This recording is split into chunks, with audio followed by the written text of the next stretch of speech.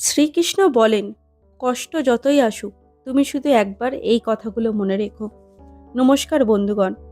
আজ আপনি হয়তো খুব একা। আপনার চারিপাশের মানুষগুলো হয়তো আপনাকে বুঝতে পারছে না। হয়তো রাতের অন্ধকারে বালিশ ভিজিয়ে কাঁদছেন আর ভাবছেন, কেন আমার সাথেই এমন হচ্ছে?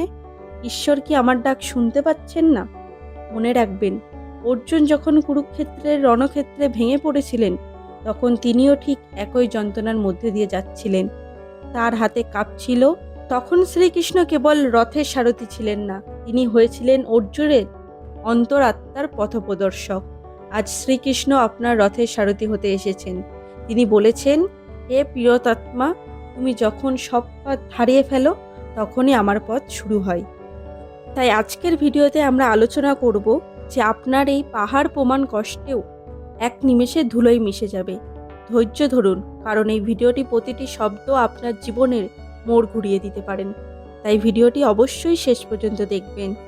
শ্রীকৃষ্ণ গীতায় বলেছেন, হে কুন্তিপুত্র, শীত এবং গ্রীষ্মের আগমনের মতো সুখ এবং দুঃখের অনুভূতিগুলোও ক্ষণস্থায়ী। তারা আসে, চলে যায়, তাই ধৈর্য ধরো। কৃষ্ণ বলেছেন, তোমার আজকের এই কষ্ট কি চিরস্থায়ী? না। তোমার জীবনের আগে কোনো সুখের সময় কি চিরস্থায়ী ছিল? তাও না। তবে এই কষ্টের সময়টা দেখে তুমি কেন ভেঙে পড়ছো? জগৎ হলো এক চক্র। আজ তুমি নিচে আছো, কাল তুমি উপরে উঠবে। এই ধ্রুব সত্যটা মনে রাখা মানেই হলো অর্ধেক কষ্টের জয় করা। কষ্ট তখনই বেশি লাগে যখন আমার মনে করি এই অন্ধকার আর কাটবে না। কিন্তু কৃষ্ণ বলেছেন, অন্ধকার যত গভীর হয় ভোরের আলো তত কাছে থাকে। আমরা কষ্ট পাই কেন? কারণ আমরা কোনো বস্তু বা মানুষকে আঁকড়ে ধরি। শ্রীকৃষ্ণ হাসি মুখে বলেছেন, তুমি কি নিয়ে এসেছিলে যা হারিয়েছ? তুমি কি তৈরি করেছিলে যা নষ্ট হয়েছে? তুমি যখন পৃথিবীতে এসেছিলে তখন তোমার হাত ছিল খালি। আজ যখন তুমি যাবে তখনও তোমার হাত থাকবে খালি। আজ যা তোমার, কাল তা অন্য কারোর ছিল, পরশু তা অন্য কারোর হয়ে যাবে। এটাই প্রকৃতির নিয়ম। যে মানুষটি তোমাকে ছেড়ে চলে গেছে, সে হয়তো তোমার যাত্রাপথের অংশ ছিল না। সেই সুযোগটা তুমি হারিয়েছ। সেটি হয়তো তোমার জন্য সঠিক ছিল না। কৃষ্ণ বলেছেন, আমি যখন তোমার থেকে কিছু কেড়ে নিই, তখন জানবে আমি তোমার হাত খালি করছি আরও বড় কিছু দেওয়ার জন্য। এই বিশ্বাসটি মনে রাখুন। কৃষ্ণ কখনো ভুল করেন না। গীতায় শ্রীকৃষ্ণের সবথেকে শক্তিশালী অস্ত্র হলো, আমাদের কষ্টের 90% কারণ হলো আমরা ফলের আশা করি। আমরা ভাবি, আমি হয়তো ভালো কাজ করলাম, তবে ফল কেন খারাপ হলো? কৃষ্ণ বলেছেন, তোমার অধিকার কেবল তোমার কর্মের ওপর, ফলের ওপর না। যখন তুমি ফলের আশা ত্যাগ করবে, কেবল নিজের কর্তব্য পালন করবে, তখন তোমার মন থেকে ব্যর্থতার ভয় চলে যাবে। ব্যর্থতার ভয় না থাকলেও কষ্টও থাকবে না। কৃষ্ণ তোমাকে কাজ করার শক্তি দিচ্ছেন, কিন্তু ফলাফল তিনি তার হাতে রেখেছেন, কারণ তিনি জানেন তোমার জন্য কোনটি মঙ্গলজনক। তুমি যা চাও তা তোমার ভালো নাও হতে পারে, কিন্তু কৃষ্ণ যা দেবেন তা তোমার জন্য চিরস্থায়ী মঙ্গল বয়ে আনবে। হয়তো আজকেও আপনাকে বিশ্বাস ভেঙেছে, হয়তো যাকে আপনি সবথেকে বেশি ভালোবাসতেন সে আপনাকে অপমান করেছে। আপনি কাঁদছেন কারণ আপনি একা বোধ করছেন। শ্রীকৃষ্ণ বলেছেন, উদ্ভব এই পৃথিবীতে কেউ কারণ নয়, সবই মায়ার বন্ধনে যুক্ত। কিন্তু জানবে, যখন সবাই তোমাকে ছেড়ে চলে যায় তখন আমি তোমার সাথে সব সময় আছি। আপনি কি কখনো ভেবেছেন কেন ঈশ্বর আপনার কাছে মানুষদের দূরে সরিয়ে দেন? কারণ তিনি চান যে আপনি তার দিকে তাকান। তিনি চান আপনি বুঝুন যে জাগতিক প্রেমের নশ্বর, কিন্তু ঈশ্বরীয় প্রেম অবিনাশ। কৃষ্ণ বলেছেন, তুমি যখন নিজেকে খুব একা মনে করো, তখন শুধু একবার আমার নাম নাও। আমি তোমার হৃদয়ে বসে তোমার চোখের জল মুছিয়ে দেব। আপনি একা নন, আপনার সাথে স্বয়ং গোলক বিহারী আছেন। কষ্টের আর একটি মূল কারণ হলো অহংকার বা আমি কেন হারলাম, আমার সাথেই কেন এমন হলো? শ্রীকৃষ্ণ বলেছেন, যতক্ষণ পর্যন্ত তোমার মধ্যে এই আমি থাকবে, ততক্ষণ তুমি শান্তি পাবে না। যখন তুমি বলবে, প্রভু, আমি তোমার চরণে নিজেকে সঁপে দিলাম, তুমি যা করবে তাই সই, তখনই তোমার মন হালকা হয়ে যাবে। অর্জুন যখন বললেন, আমি তোমার শিষ্য, আমি তোমার শরণাগত, তখন কৃষ্ণ তাকে জ্ঞান দান শুরু করেছিলেন। আপনি কি কৃষ্ণের কাছে সাহায্য চান?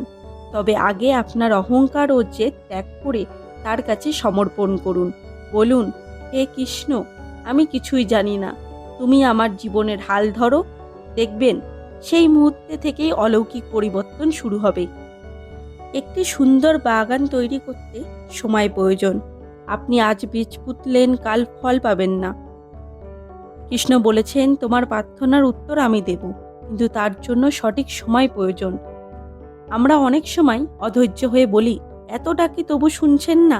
মনে রাখবেন, যখন ধৃতরাষ্ট্রের সভায় দ্রৌপদী বস্ত্রহরণ হচ্ছিল, তখন কৃষ্ণ তৎক্ষণাৎ আসেননি। তিনি এসেছিলেন সেই চরম মুহূর্তে, যখন দ্রৌপদী নিজের সব শক্তি ছেড়ে দিয়ে দুহাত তুলে কৃষ্ণকে ডেকেছিলেন। আপনার জীবনেও চরম পরীক্ষা চলছে। কৃষ্ণ দেখছেন আপনার ধৈর্য কতটা। যখন আপনার ধৈর্য চরমে পৌঁছাবে, তখন কৃষ্ণ এমনভাবে হস্তক্ষেপ করবেন যে আপনি অবাক হয়ে যাবেন। শুধু বিশ্বাস হারাবেন না। সোনাকে উজ্জ্বল হতে হলে আগুনে পুড়তে হয়, হীরেকে মূল্যবান হতে হলে ঘর্ষণের মধ্যে দিয়ে যেতে হয়। শ্রীকৃষ্ণ বলেছেন, তোমার এই কষ্ট তোমাকে ধ্বংস করার জন্য আসেনি, এসেছে তোমাকে ভেতর থেকে শক্তিশালী করার জন্য। অভাব না থাকলে আপনার প্রাচুর্যের দাম বুঝতেন না।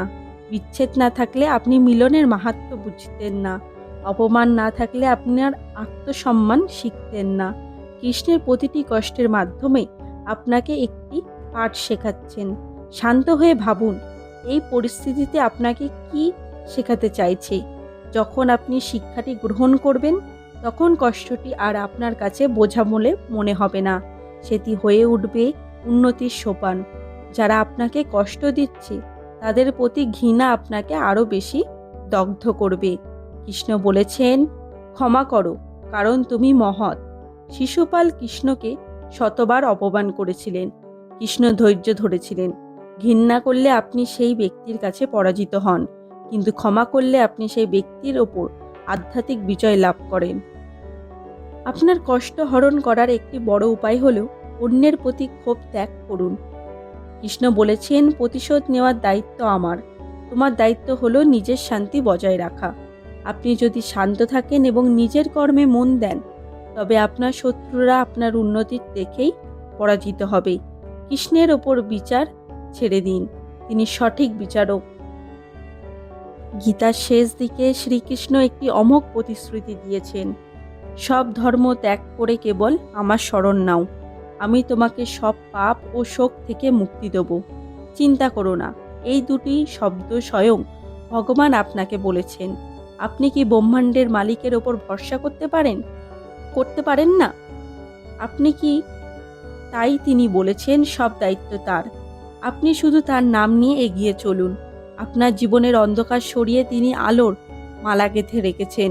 এর অভয় বাণীটি মনে রাখবেন, আপনার বুকের থেকে ভয়ের পাথর নেমে যাবে। শুধু ভিডিওটি দেখলেই হবে না, কৃষ্ণের শক্তি অনুভব করার জন্য আজ রাত থেকে 3টি কাজ করুন। কৃতজ্ঞতা। দিনের শেষে 3টি জিনিসের নাম বলুন যার জন্য আপনি কৃতজ্ঞ, তা যতই ছোট হোক না কেন। 2. জপ। অন্তত 10 মিনিট হরে কৃষ্ণ মহামন্ত্র জপ করুন। এই ধ্বনি আপনার মস্তিষ্কে নেতিবাচক কোষগুলোকে শান্ত করবে। 3. সমর্পণ। ঘুমানোর আগে মনে মনে বলুন, প্রভু, আজকের সব দুশ্চিন্তা আমি তোমার চরণে রাখলাম। কাল তুমি যা দেখাবে আমি তাতেই আনন্দিত থাকব। দেখবেন কয়েকদিনের মধ্যেই আপনার মনের সমস্ত দুঃখ এবং একাকিত্ববোধ ভেতর থেকে শেষ হয়ে যাবে এবং আপনি এক অদ্ভুত শক্তি কাজ করবে। আপনি একা নন, কৃষ্ণ আপনার হাত ধরে আছেন। বন্ধুগণ, জীবনের একটি নদী কখনো শান্ত, কখনো উত্তাল, কিন্তু নদীর শেষ গন্তব্য যখন সাগর, আমাদের শেষ গন্তব্য তেমন শ্রীকৃষ্ণ।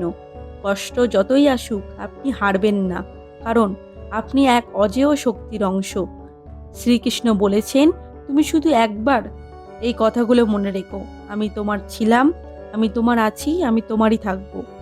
বন্ধুরা, ভিডিওটি যদি ভালো লেগে থাকে তাহলে কমেন্ট বক্সে জয় শ্রীকৃষ্ণ লিখতে ভুলবেন না। এই ধরনের ভিডিও আরও পেতে আমার চ্যানেলটিকে সাবস্ক্রাইব করুন এবং এই ভিডিওটি যদি আপনার মনে হয় মূল্যবান তাহলে পরিবারের সকলের সঙ্গে এবং বন্ধুদের সাথে শেয়ার করতে ভুলবেন না। দেখা হচ্ছে আবার একটি নতুন ভিডিওতে। ভালো থাকবেন, সুস্থ থাকবেন। ধন্যবাদ।